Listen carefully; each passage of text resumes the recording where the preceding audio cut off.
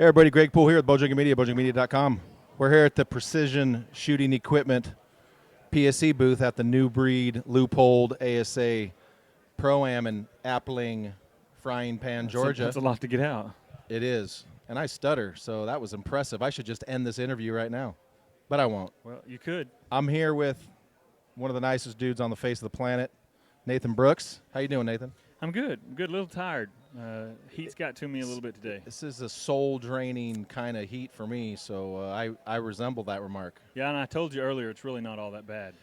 But, I'm a sissy. But it is. It's actually that bad. Yeah, I'm from the left coast, and this is the left coast would literally shut down if it was like this. Yeah, Figuratively, not even kidding. That. It'd be like the zombie apocalypse. I could see that happening. Or it'd be like Phoenix in the summer. Maybe anyway, that's all we need is some heat out west then. The purge. I'm about that. How did you shoot today, by the way? I shot 4 up. I shot my bow really, really good. Okay. Shot a great line, but as well as my bow is shooting and as good as it's tuned, it still doesn't judge yardage for me.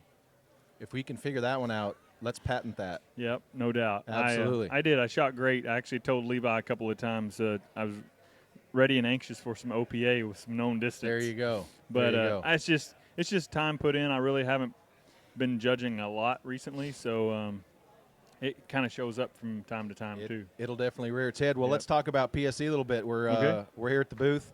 Obviously, things have been. This is just from all indications from the outside looking in. It looks like PSE's been having a good year. They have, with the new carbon air bow, and obviously we're here shooting competition this weekend. So obviously the focus is on the competition bows with the Supra and the Expression 3D.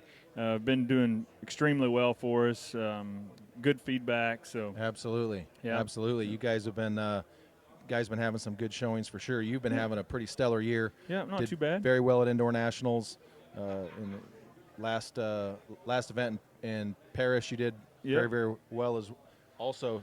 Talk to us a little bit about the old carbon air here, since obviously that's what I've been seeing the most commercials for. I've been seeing it the most on social media. Go ahead and give us a rundown on what they got going on there. Well, I could tell you all about the carbon air along the ways of the way everyone else talks about the carbon air, the way the tubing is made and all these different things, but I'm not going to talk to you about that. All right. Because you've already heard that probably a million times.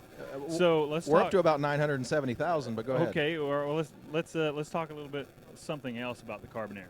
All right. The first thing you notice obviously about the bow, when you pick it up, you usually grab it and go like this right. because you're expecting a lot heavier object than what you get a hold of. Sure. But what I've found so far with carbon air is it's extremely easy to tune. Oh, nice. Each and every one that I've played with so far, which technically none of them have been mine. I've had lots of friends bring them over. Is that a Bobby Vargas thing or No, Blake? No, it's a Nathan Brooks thing because I didn't order one until just recently. I say because we can keep calling out names till we get all the way up to John and Pete if we need to. No, that's Nathan Brooks. Oh, because all I right, haven't all ordered right. one. You're owning it. Yeah, absolutely. I wasn't going to do anything with this bow until hunting season anyway. True. I'll just soon let the people get one that really want to use it now. Absolutely. But anyway, so the ones that I've messed with that the people have brought by my house, impressive. They Nice. tune extremely well. And for me, I'm a target shooter, so that's my first thought. I mean, you can have a 29-inch axle to axle, 35-inch axle to axle. You can have a little short, little heavy. I don't care. All kinds of different makes of bows. But to me, what it all boils down to in the end is how well does it shoot that arrow? Sure. And so these things are very impressive. The pockets on these bows are extremely tight. The tolerances are really, really good. Using the titanium components, which really helps beef up the strength. Absolutely. And keep down the weight. Yeah, absolutely. And so they've done a really good job of putting this bow together and thinking about it from all engineering aspects, but at the same time, really giving the hunters what the hunter's looking for. Right. Now, you can outfit one of these bows from top to bottom, put everything on it, and it's still probably lighter than most naked bows. Right. So absolutely. It is really impressive. So looking at I've never really had a chance to look up close on one of these. I see that there's a limb stop on top. So talk with us a little bit about the cam system that's on this bow and some of the functionality. I see on the bottom that there's actually a cable stop. So talk with us a little bit about that. Well, this is a drive style cam. that PSE owns the technology behind, and they've actually been improving this year after year after year Okay. for the last 4 or 5 years, I think. I'm just throwing that number out there. Sure. That might not be right, but it's something like that. About 4 or 5 years, I think we've been working with the drive cam systems.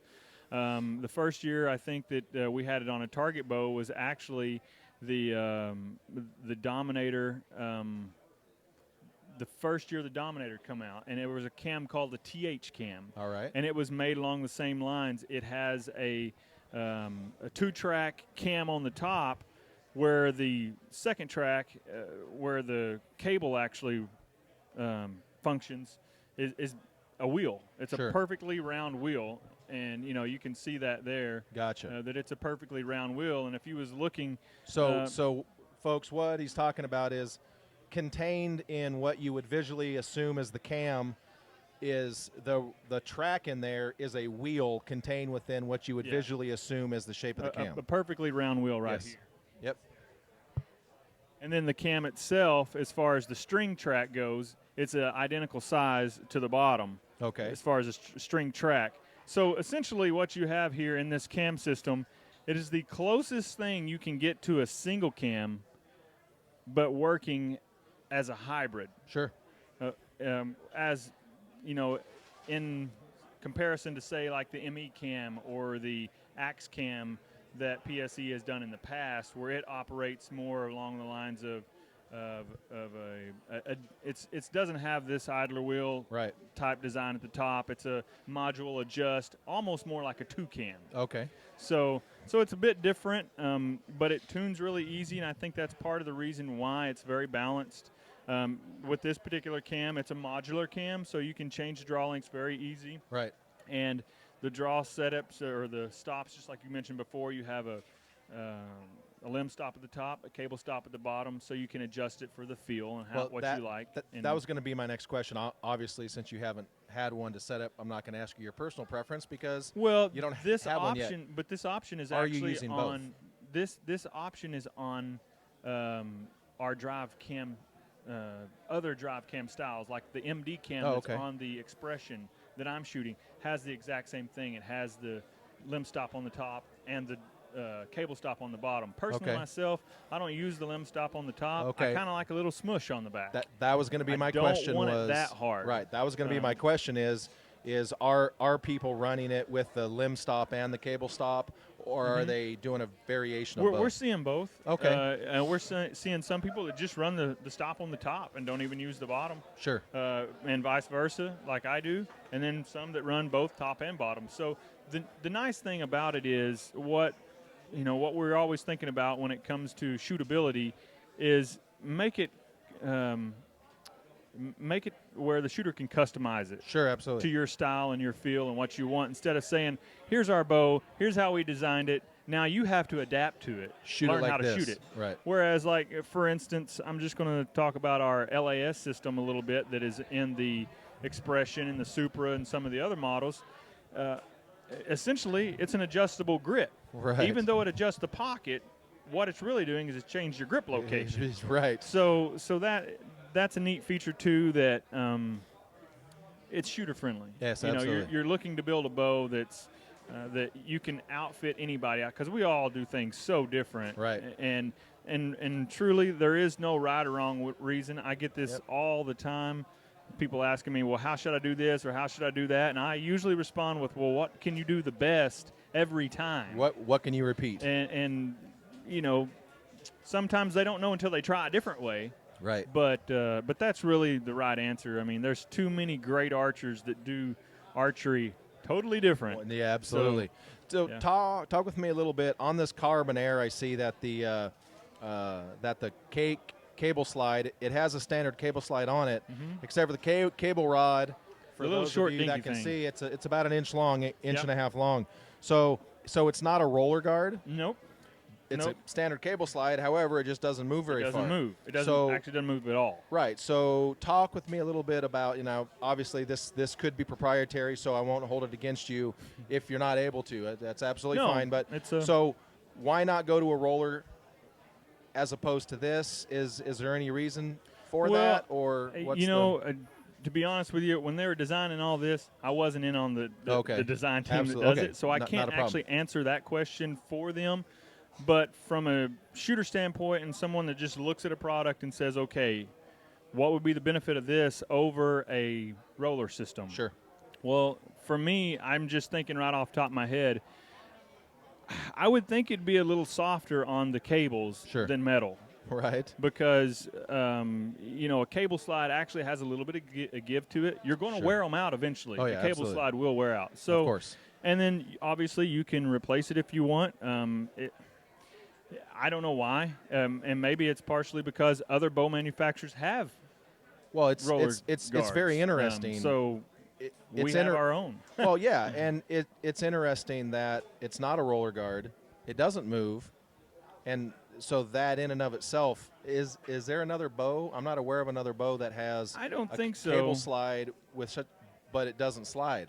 No, I can't think of one that actually That's does interesting. that. So that's actually the kind of question I think that that we should probably pose to like a Blake or a Bobby or one of the engineers, because I'm from a. It doesn't matter, and that's the thing about me is brand specific or not. That's interesting. I'm not an engineer. I just play one on the radio.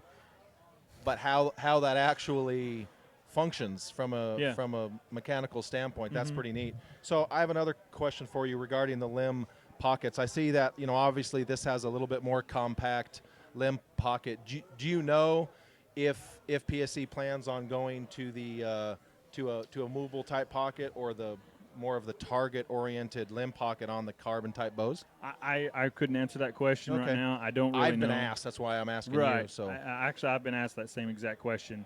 I've heard a lot of requests from people that they would really like to see that on these bows, and I'm sure they'll listen to that and see exactly what they can do in making that pocket system work on this bow, because there's a lot of differences between that pocket system versus this pocket system. Absolutely. This one's much longer than this pocket system.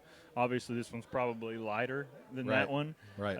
So there's some obvious issues there. And plus, you got to think, too, that the majority of the people that's going to use this bow are hunters. Right.